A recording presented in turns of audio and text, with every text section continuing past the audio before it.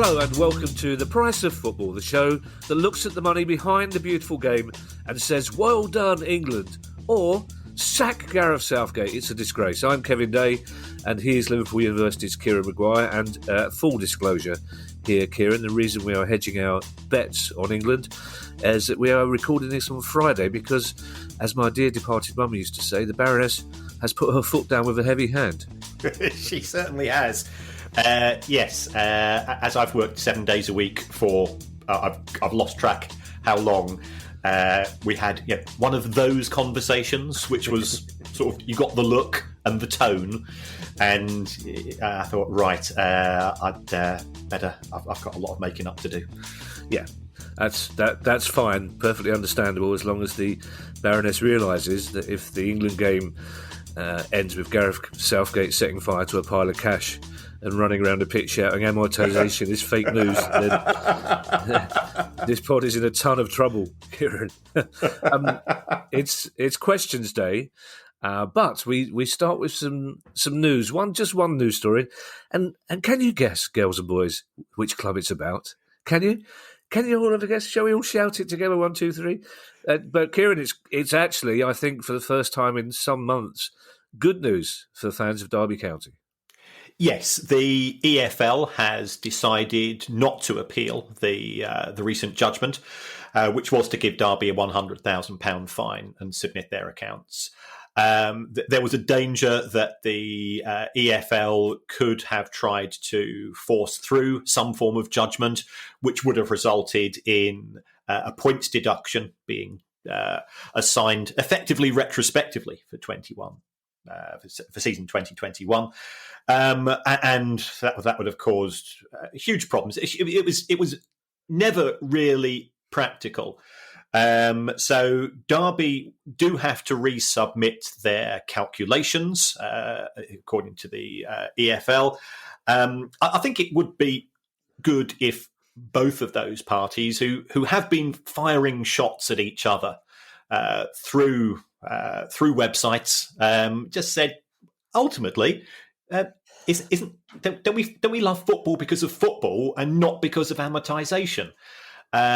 So perhaps it will give both sides of the debate a bit of breathing space.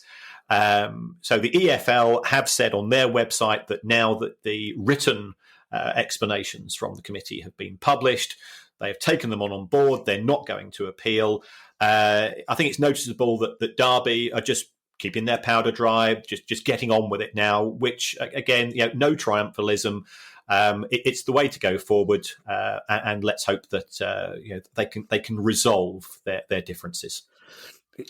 What worries me, Kieran, and of course I fully understand why the Baroness is doing this, but I'm worried that Derby fans listening to this on Monday will be going, good news, it's good news, and then they'll go, that's 3 days ago. They'll be expecting new good news, and it will just be, there won't be any Derby fans who suddenly who are getting that news broken to them on a pod. That's all. Just fine. Just bide your time to mention that to her, Kieran. Maybe 3 espresso martinis in. Just hand the phone over. I'll pass her over to you. Yes, if you could. That's the plan. And that sound you could hear in the background was me sneezing, because we're recording in the evening, just as the pollen falls gently to the ground via my hay fever. Questions, Kieran. Our first question, but that's fine. The Baroness isn't to know that I'm better in the morning. I say mornings, 11 o'clock-ish is roughly, which is lunchtime for you, isn't it, basically? First question comes from Nick Pooley. And Nick says, in club accounts, when reviewing the sums paid in wages, does this include all fees paid to players, including bonuses such as appearance fees, goals, bonuses, etc., or are those accounted for separately? Well, Nick is absolutely right. As far as the financial statements published by the accounts are concerned, there is a single figure for wages. And that includes not just playing staff, but non-playing staff as well. So therefore, it includes all bonuses. So therefore, when people say, well, is it due to the fact that the clubs who are paying big wages seem to win all the time? There's a certain circularity to that argument, because by winning all the time, they end up paying bigger bonuses, so therefore they end up with a bigger wage bill. So it's a classic chicken and egg situation. But clearly, some clubs have bigger budgets than others. The only numbers which are extracted for sort of individual review are those of the board of directors. So the highest paid director, his or her pay will appear explicitly as far as the finances are concerned, but those for individual players, including bonuses, are not shown. Okay, David Holliday has our next question, and David Holliday says there's been talk at Leeds recently, and we have such a backlog of questions, Kieran. I was slightly worried this might be about Billy Bremner, this question. But it turns out, no, there's been talk at Leeds recently that Pablo Hernandez will leave in the summer, probably, most likely, to CD Castellón in Spain, which is his hometown. However, Hernandez is also an owner of that club. So will any transfer have to be negotiated between Pablo and Pablo while we wait to hear whether Mr. Hernandez has agreed terms with Mr. Hernandez? And what's to stop players buying into clubs and then moving to them cut price to help them out? Right. If we answer the second question first, players and agents are not allowed to have ownership rights in relation to football clubs. And that brings us on to our very good friends at Swindon Town, because there was accusations of some form of closet ownership by Gareth Barry of Swindon Town, but that could not be put in writing because that would have been in breach of FA regulations. So there are rules to stop this taking place, and those rules are rightly there, because otherwise you could have conflicts of interest taking place. In respect of Pablo Hernandez and his relationship with Castellón, his family run a sports shop in the town. He does seem completely embedded into the town himself, and the reason why he invested money in was in terms of the previous owners. I'm not saying that they are wrong uns, but I did some investigation, and one of them was called Sergio Dale. Further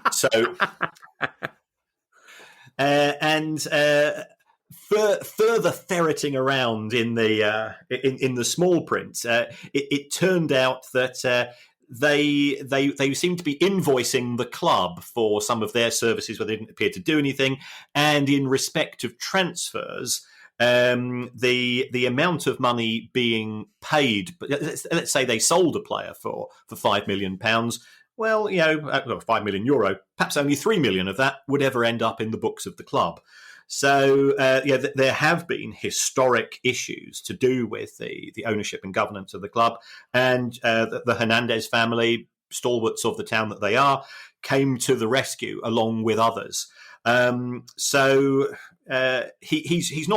He's not a majority owner as such, so he would not therefore be responsible for negotiating his remuneration or anything. And I think what they would try to do was to ring fence his relationship, if that's a playing relationship, in terms of any form of ownership. But we do see quite a lot of football clubs moving into the realm of ownership. Clearly we've got David Beckham has got Inter Miami. I think Ronaldinho or Ronaldo owns a football club because and Didier Drogba is getting involved. We've just seen Peter Crouch taking on a director's role at Dulwich Hamlet.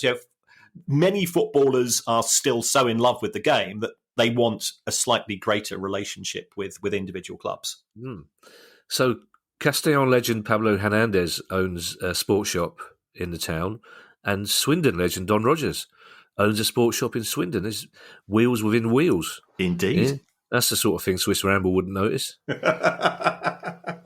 He's got less time on his hands, to be perfectly honest, Kieran. That's why. Our next question comes from Tim Perkins. And Tim Perkins says, my daughter, in brackets, who has no interest in football, close brackets, asked me if ITV sponsored any football teams. I said no, but it made me think, as an advertiser themselves, could ITV sponsor a club shirt and then resell the shirt front every week to a different show? So Love Island, Britain's Got Talent, Coronation Street, etc. Would the club entertain quick designs regularly, and how would kit manufacturers feel? Tim is clearly a better father than I am, because if my daughter I'd ask that question, and I said, "What's it got to do with you? You don't like football," and simply refused to answer it. But no, Tim was much nicer. He said to his daughter, "Well, I don't know, but I'll know somebody who will. I'll email Price of Football." Yes. So it's an interesting question, though, because also, while I'd like your comment on this as well, Kieran, because it must be quite annoying for BBC and ITV executives that every time they interview an England player or manager during the tournament, there's a huge BT logo stuck on the front of the player or manager shirt. Yes, yeah, but I guess that's just showbiz these days, and BT have paid a very large sum of money to the Football Association for that privilege. So I'm sure they feel that they're, especially with hopefully, England going forwards to the semi-finals. When this is listened to, they're getting plenty of exposure. But in terms of Tim's question. Manufacturers would hate this because you'd have to do lots of production runs. So that wouldn't be too great from their point of view. They it's not a huge issue in the sense, we've seen in respect of the matches at the European Championships that individual shirts actually say this match is for England versus Scotland or Belgium versus Portugal. A little bit of sewing won't go remiss. But the manufacturers would not be keen on this because they are looking to sell the shirts to fans. Yeah. So if you were going to have potentially 15 or 16 different sponsors in a season, which sponsor would you choose for the merchandise which was sold to the fans? And also, people when they buy a football shirt, they like to feel that they've got something which is sort of quasi real. And if you are wearing 3 weeks ago sponsor, then it might put you off. Part of the reason why people do buy football kits every season is that there are relatively small changes. We know that Palace are going to play in red and blue. We know that Manchester United are going to play in red. We know that Spurs are going to play in white and blue shorts. And quite often the sponsor's name will roll over from season to season, but there'll be very subtle changes, and you feel that you have to go and buy it. Well, if this was to happen on a home match by home match basis, then I think the fans would get pretty fed up. I mean, there will, of course, blokes being blokes, there will be some completists who will buy every single one, but I suspect there'll be relatively few and far between. Looking at the rules, I think that you are allowed to change sponsor during the season. But it's a bit like players. You shouldn't really be, from what I can make out, you can't change those on a regular basis. You're also allowed, even if you have an ongoing sponsorship deal, you are allowed to effectively gift one match a season to a charity. So we've quite often seen this, and that's a fantastic gesture by the clubs. But also looking at the rules, and I did do again a bit of ferreting around here. That there's nothing to stop you having different sponsors for different competitions. So you could have one sponsor for the FA Cup, one sponsor for the Carabao Cup, one sponsor for the Papa John's, and so on. But of course, that might just be for one match. Depending on how far you get in the competition. And we do see different rules from UEFA to the Premier League and the EFL, well, the Premier League itself, in terms of what is acceptable and unacceptable. So until the 1st of July, 2021, for example, you weren't allowed to have shirt sleeve sponsors in respect. So the rules and the small print in football do change, because I was looking at the latest. I think the latest updates from the EFL itself. One of the big loopholes that clubs have had historically, or for the last 4 or 5 years, is the ability to sell their stadiums and keep the profits in FFP calculations. And as of the 1st of July 2021, that is now outlawed. So hats off to the EFL for pushing that one through. Yeah, I have to say shirt sleeve sponsorship is the thin end of the wedge as far as I'm concerned. Give it another couple of seasons, we'll be looking like French teams I don't want that to happen. Every single bit of the kit's going to be covered in some garish colour with a sponsor. My problem with Tim Perkins and his daughter's suggestion here that it's bad enough seeing a 20-stone Palace fan squeezed into a medium-sized shirt with Terry 65 on the back as it is, without having Love Island emblazoned across the front as well, because that's the one bloke, as you say, blokes being blokes, that's the one they'd go for. They'd have Love Island. They'd go, oh, that could be me. Just drop a couple of stones. Well, it's better than loose women. You wouldn't want that across the front of your shirt, would you? There's at least two of them I definitely wouldn't want. Oh, I see what you're saying, yes. Yeah, that's a loud corridor, the loose women corridor. My God, the production corridor for loose women. The Have I Got News for You corridor used to be next to the production corridor for loose women. Ours was more sedate, let's put it that way. Our next question comes from Kieran Williams. And Kieran says, bit of a mad one here that's come about from a partially intoxicated Saturday evening footy watch. Is there any other sort? Yes, fully intoxicated. Kieran says, is it possible for a team to loan a player and then subsequently loan that same player out themselves? And what if the parent club recalled that player from the initial club, if you're paying attention, but the subsequent loan doesn't have a recall option? Many thanks for appeasing my strange hypotheticals. You're welcome, Kieran Williams, but remember, drink responsibly, although not quite as responsibly as Kieran Maguire. Kieran takes it too far. Well, I'm not drinking at all. It's an interesting one. It's one I've never thought of. Is it possible to loan a player and then loan that player out? No, the registration of the player always belongs to the host club, and therefore they can dictate what happens with regards to that registration. So they would be in a position to approve or deny any subsequent actions. There's nothing to stop a player from returning to the parent club and then being loaned out again in the same season. But remember, you are restricted to only playing for two clubs within a season. So if you couldn't, I think it would be very difficult to have a sublet of a sublet, as it were.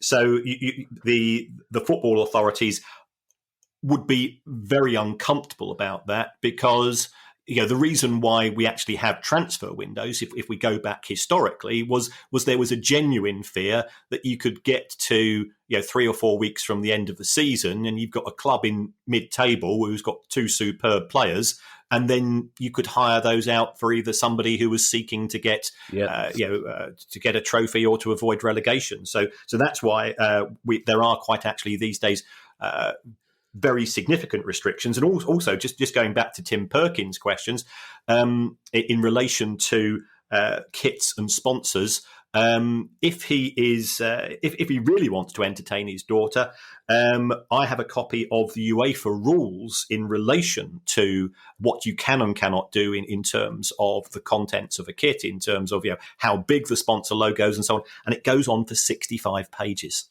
Wow, really? Yes. Goodness. That's an evening and a half. I think we've already established, Kieran, that Tim Perkins' daughter has no interest in football, so I can't imagine the circumstances by which her introduction to the game would come by the 65-page UEFA rule on sponsorship sizes. But you never know. Why don't we send it? Tim, get in touch with an email address and we will email you the 65-page UEFA rules. And let us know how that goes. Yes. Our next question comes from Jack Munton. And Jack, I hope you're listening, because I want to congratulate you, because I suspect this may well be one of Kieran's favourite questions, certainly of the year so far. This is a proper accountant's question. And also, I don't know why, Jack, but somehow I just get the feeling, the way this question bristled on the page even, I think Jack is probably unhappy with spurious, lightweight questions. He doesn't like the sort of things. He probably doesn't like the sort of alleyways we get down. I imagine, like last week when we were talking about Smith's lyrics, Jack's going, come on, it's meant to be about accounting, this pod. What are you doing? But Jack says the new IR35 legislation came into effect in April for contractors engaging with businesses using their own limited companies. Is this likely to affect many professional footballers? Right. For people not familiar with the rules, the IR35 rules were introduced to try to prevent employers classifying people as employees. And this had implications in terms of tax rates, national insurance, holiday pay, and so on. And there have been a number of test cases in relation to this. And we move on now from Loose Women to Lorraine Kelly, who very successfully defended the HMRC's claim that she was an employee of ITV, because I think, didn't she say that she was playing the part of a person called Lorraine Kelly rather than being Lorraine Kelly herself, which is intriguing. The rules are constantly being tweaked by HMRC, and in relation to players, they do have contracts of employment with their club. So in terms of their main forms of income, I don't think there's going to be any change there, because they have the employer and employee relationship. But in terms of their image rights, I think this is more intriguing.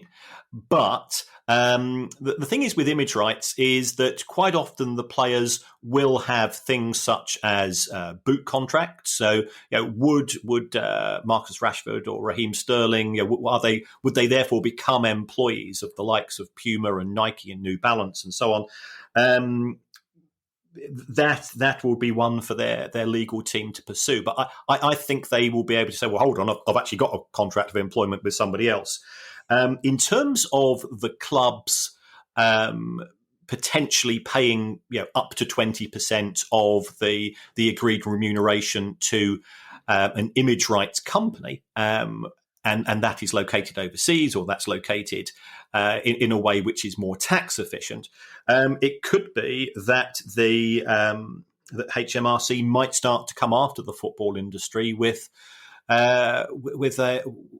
banners aloft and trying to force this through. Because I certainly, when I speak to the revenue, they say, we're not happy about it. We've got an agreement, but we don't think we can go any further.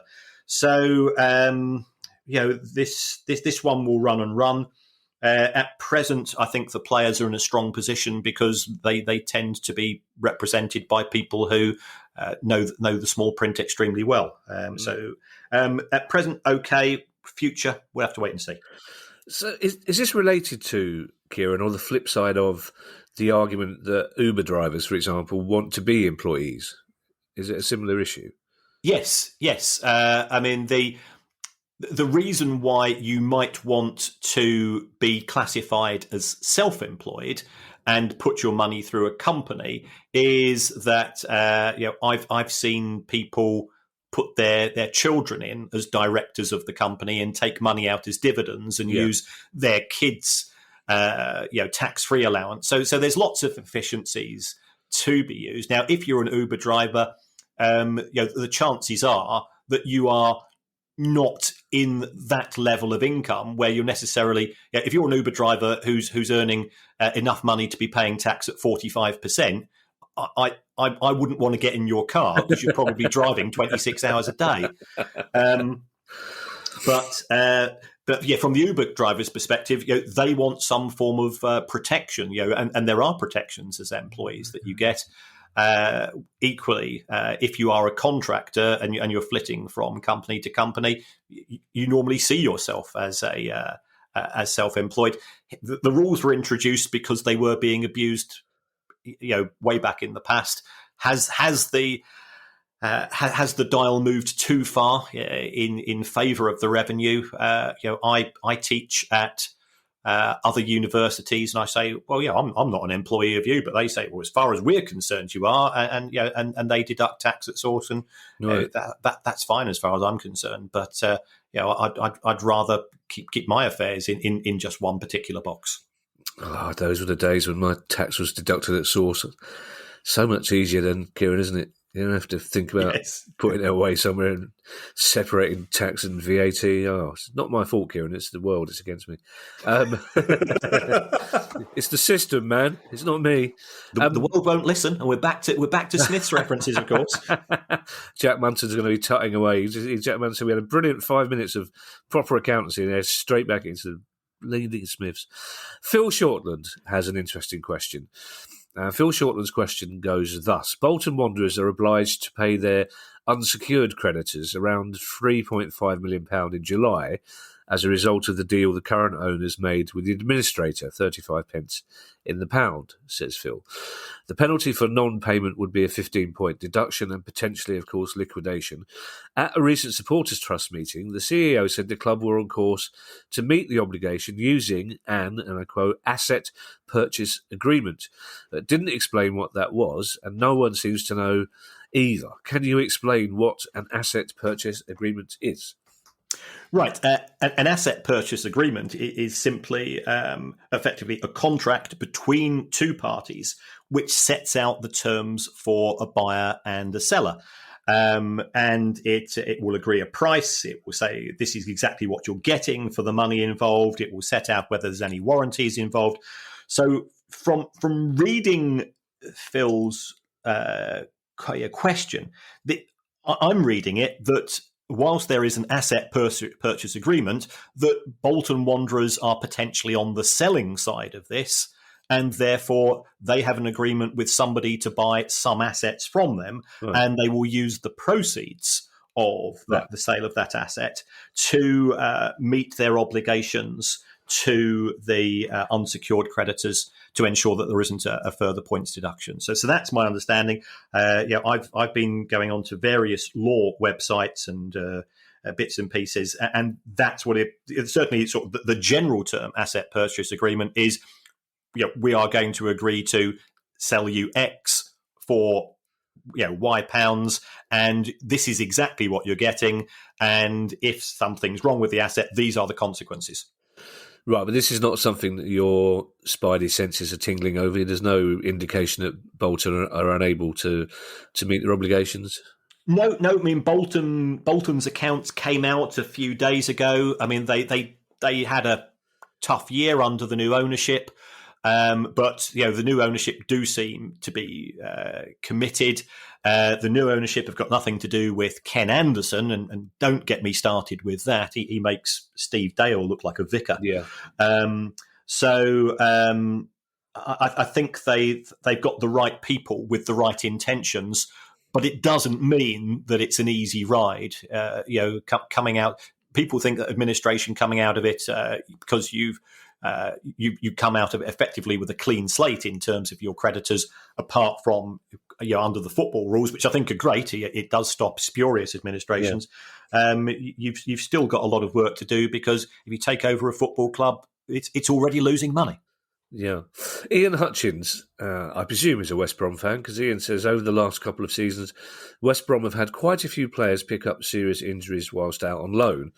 And Ian said, I was wondering, do the club who borrowed the player continue to be responsible for the player's wages and paying for treatment, even if the player returns to the parent club for treatment before going back to complete the loan? And of course, if only Palace had loaned Nathan Ferguson rather than bought somebody who was injured when we bought him and is still injured 15 months later, which is fairly typical Palace. But it's an interesting question, isn't it? I know it's one we've sort of talked about before, but that angle of what happens if a player goes back to the parent club for treatment and then goes back to the loan club is an interesting twist.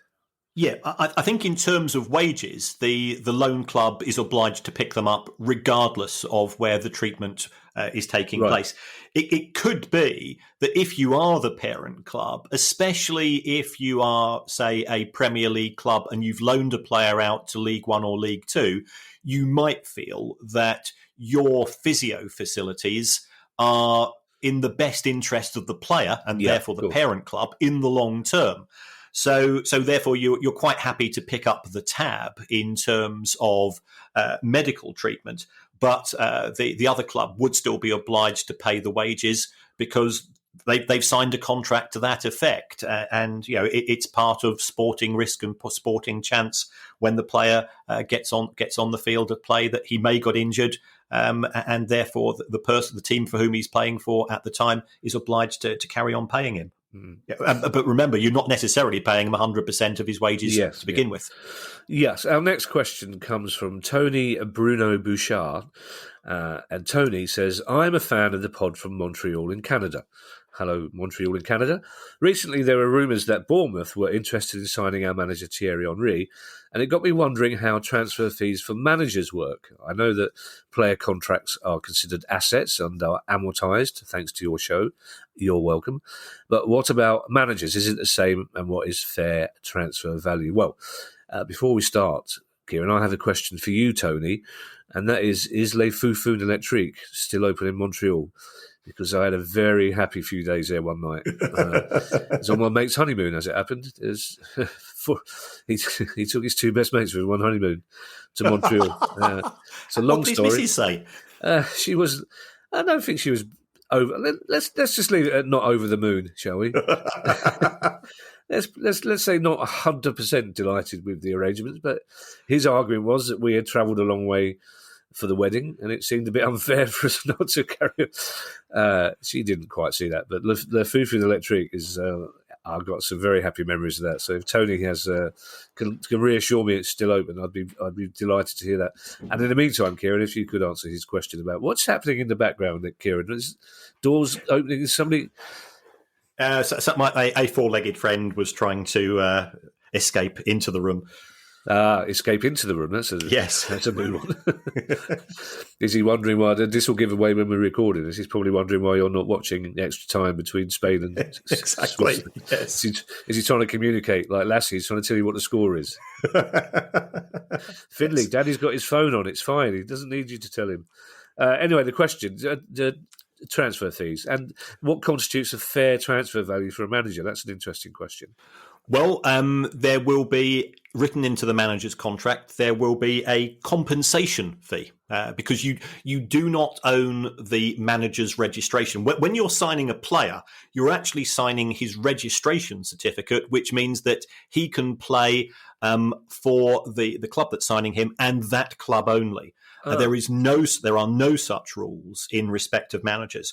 But if a manager has a contract which has X months, X years remaining, then a club potentially acquiring him would have to pay up the remainder of the contract, usually as compensation. So when Marco Silva went to Everton from Watford, for example, and Watford's accounts have come out in the last 48 hours. It's been a busy time because it's the 30th of June just passed. Watford have said in their accounts that we received £4.5 million in compensation. That is not amortised. That is simply put through as a cost. If you take a look at Chelsea's accounts since Roman Abramovich arrived, the amount of individual costs in what they simply call management compensation, and that's the costs of sacking managers, which clearly Roman's quite keen on, but also recruiting managers, like Villas-Boas, whatever his name is. He cost them an absolute fortune to recruit from his existing club, and then he was sacked within a few months. So I believe Chelsea's total management compensation fees in the Abramovich regime are around about £80 million, which even for a man as wealthy as him is that's going to make at least a small dent in his finances. How is the fair transfer value determined? It's normally linked to the remaining length of contract. There could be specific clauses in the contract which says if the club is approached to release the manager from the contract, there will be X amount of compensation being paid. I know that there were rumours that Graham Potter might be going to Spurs, and he still got 4.5 years remaining on a contract. So I think the compensation was somewhere in the region of 15 to 20 million pounds, and that's why they went elsewhere for a manager. Please don't throw references to manager recruitment around willy-nilly like that, Kieran. It's a slightly sore point for us Palace fans at the moment. Unless, of course, by Monday morning when this is going out, Jose Mourinho has changed his mind and signed for Palace. I thought it was Patrick Vieira's Blue and Red Army. Possibly with Brian Kidd coming to join him from Manchester City as well. Do you know what? I'm reaching the age where the only thing that really worries me about a new manager is whether his name will scan with Red and Blue Army. As you really don't want a manager whose name you can't cram into Red and Blue Army. This idea, Kieran, that you're not signing a manager's registration, I know it's unlikely then, but could Sean Dyche say, by the way, in my days off, I'm going to keep managing the local Sunday team as a favour? Because, remember in the old days, the 70s and 80s, a player nearly, one player per team would manage the Sunday teams. Is there anything to stop a manager doing that then? Not at all. Not at all. Really? The contract of employment will be very specific in terms of the obligations of the manager. But managing a local Sunday team, it's the equivalent if he wants to go out crocheting or helicoptering, whatever. What you do in your own time is your own business as an employee. Yeah, that's very much says something about the county in which you live, Kieran, that your two parameters were crochet and helicopters there. That's very much a Sussex choice there, is it? Sure? I don't know, darling. What do you reckon? Crochet or helicopter? Well, the vineyard's shut for the afternoon, so I don't know. Jacob Davis has our penultimate question. Jacob, this is an interesting question, actually, a very interesting comparison. How much do Sky Sports pay to show the Northern Irish Premiership, and how does that compare to the amount BT pays to show non-league games in England? Right, trying to get the numbers here are proving to be difficult stroke impossible, but I know that there was a proposal to have an all-Ireland league where they felt that they would be able to get £1 million a year for the TV rights. So to put that in context, the EFL deal is worth £119 million a year, and the Premier League deal is worth around about £3,000 million a year. Sorry, £3 billion a year. So I think we would be talking tens of thousands. If they get 100,000, then they're probably doing well. And it's the same with BT and non-league. It simply doesn't generate sufficient viewing figures to warrant paying large fees. So if we take a look at clubs in League Two, the EFL TV deal works out as around about 250, 300 grand per club. And then they get solidarity payments from the Premier League as well. When you drop out of that into non-league, I think that the clubs there are, if they get 10 grand a year from TV, they'd be doing extremely well. Why is it difficult to get the numbers on the Northern Irish deal, Kieran? Is this not a matter of public record? No, it's a private contract between the two parties, and simply that there's not enough interest in it from a publicity perspective. Okay. If you look at Sky Sports, it is a very broad church in terms of sports, and whilst we tend to know how much they've agreed to pay for rugby or cricket or football, that's for the more niche sports, the numbers involved, they practically give the rights away for nothing, because at least they're getting a bit of publicity for their sponsors. Yeah. I remember in the early days of Sky, that you maybe used to go and get used to get that monthly magazine, and I thought, there's this show here in Sky called Water Sports World, and I got very excited about that. And it turned out to be about powerboat racing, and I was absolutely gutted. I thought it might have been a German import or something like that. Well, to be fair, Kieran, you were only 7 at the time. You couldn't reach the top shelf at that stage. Our final question comes from Kev Heller. And Kev says that my club, his club, St Johnstone, are widely regarded as one of, if not the best run club in Scotland. Is this still the case? And how long can we carry on punching above our weight with COVID-19 and a relatively small support base? Well, Kev is absolutely right. I've got St Johnstone's accounts in front of me. They've done all the right things. They've got a strong balance sheet. They've got well over £2 million in the bank at the end of that was the end of the 2019-20 season. So clearly, COVID had started to impact upon Scottish football. But if you've got cash in the bank, that acts as a really good buffer. Yeah. So they've been superbly run. I think they lost 20 grand that year, but overall they make profits more years than they lose.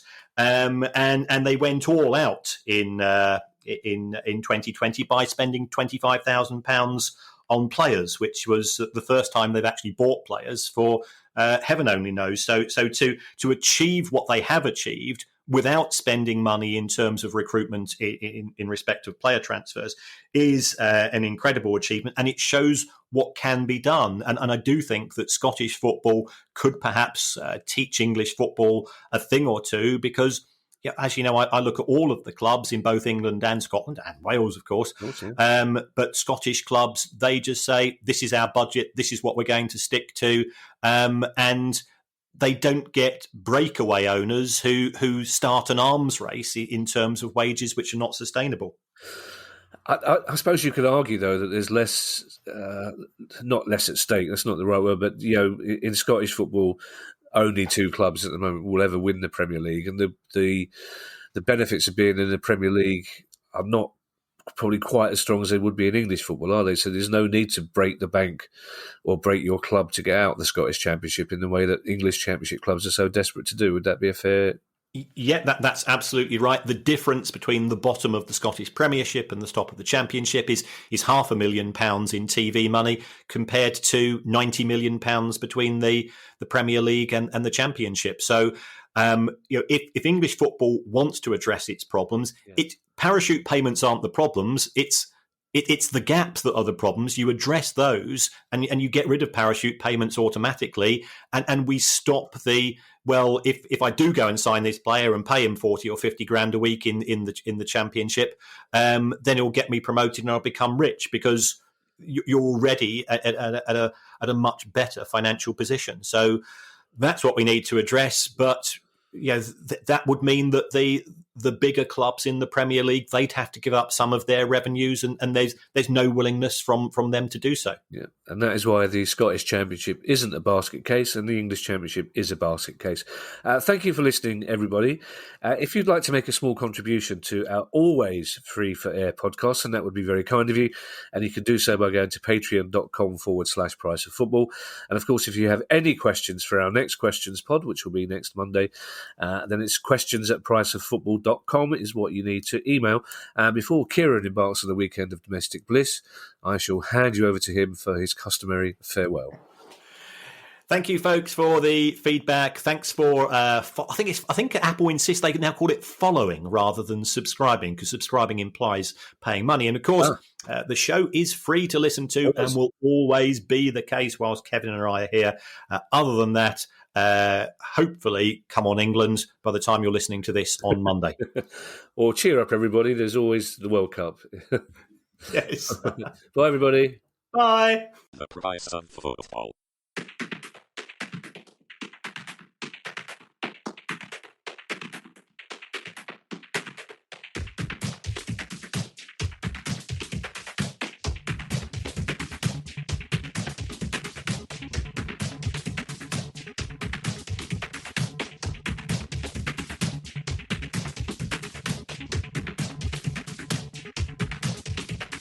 The price of football.